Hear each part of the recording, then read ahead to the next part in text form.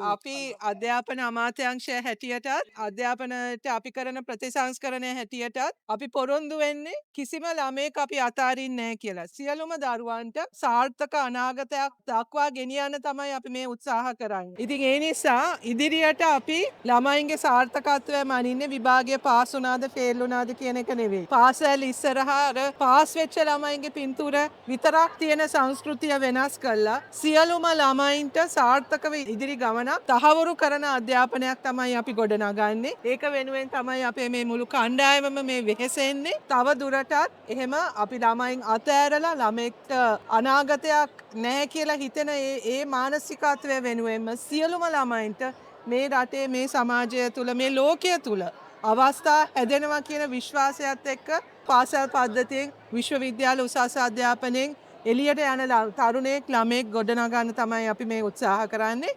අධ්‍යාපනය කියන එක ළමයින්ට බරක් නෙවෙයි, ළමයින්ට සතුටක් ගෙන දෙන, ළමයින් තලන තැනක් නෙවෙයි, ළමයින්ට නිර්මාණශීලීව ශක්තිමත්ව ඉදිරියට යන්න පුළුවන් තැනක් හැටියට විශ්වාසයක් ඇති වෙන්න ඕනේ. ඒක තමයි අපි මේ කරන්න උත්සාහ කරන්නේ. බොහොම ස්තුතියි.